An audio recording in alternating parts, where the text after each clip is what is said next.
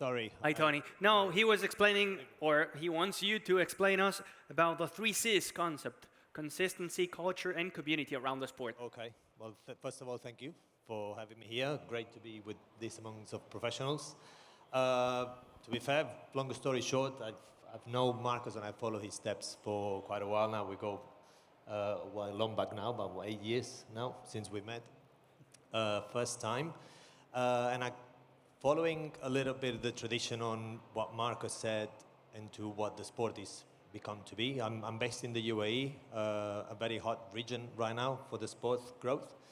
There's a lot of money and a lot of investment interest on growing the sport, not just paddle, into other racket sports as well. So what I've pivoted in my career is into working closely more with the investor side of things and to setting up of the business itself.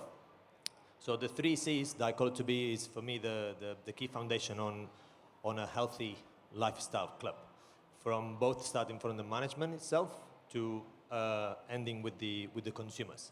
So the three C's is a component of having a good culture, which it involves the talent, the hiring the talent, how do you cultivate the talent, and how you grow the talent within your organization. Moving into the community, how do you get that loyal community that it ends up embracing your culture. So they go into component, but the key part for me is the consistency of these two.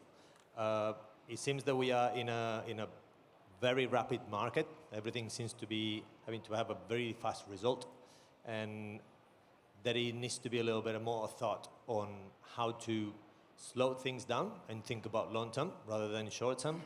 And I'm talking from the experience of being in a region in the world that everything is now. And at the same time, I'm in a city in a world that is growing very fast, which brings a lot of talent, a lot of new corporates as well, investing in setting up the organizations. And there is a big selection to be done. And all of these aspects for me falls down to the mindset of the whole team involved from the top of the pyramid. So from the capital investment companies into how to find the right person, such as Marcos, and then the succession plan into all of those to follow up the last three C's, let's say. Tony, you were talking about the things that probably a club has to do and how the market is growing so fast that sometimes it could be something negative in a way because it can lead you into mistakes.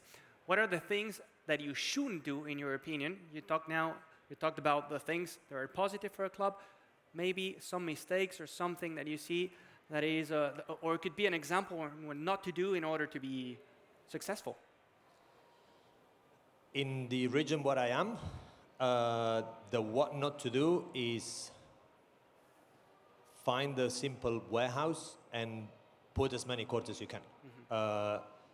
The demand needs to be created by the existing population. At the moment, there are a lot of venues that have opened and spent a lot of money into making the most beautiful space, but they end up opening the space without having a team put together. And that goes back to the rapid and the rush into getting in the courts up and running. So for me, it would be look first on what the others doing.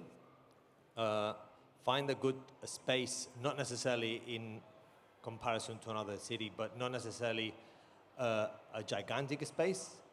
Work with the schools, work with the government, and find the talent within the city, which it takes a lot longer, but dedicate a bit more time into that aspect before you actually opening the club.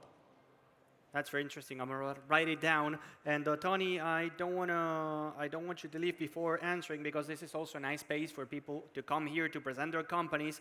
You're the founder of Padel Line Sports Group. What is that? We are an agency that it's basically what I just said. We spend a lot of time with companies, cultivating their own talent. So we work on leadership experience within the industry, dedicated into paddle. So it's a paddle program within the industry. And we help to give a growth plan to the companies within their staff to have more longevity. So it's everything from the start on the management tier all the way down to the coaches. So if a coach is looking into becoming a club manager, we have programs for that to take care. So basically it's training purposes. Okay, so it's not only coaching, but also training how to be a coach and at the same time a business guy. That's right. Okay. That's exactly right. Yeah. Thank you so much.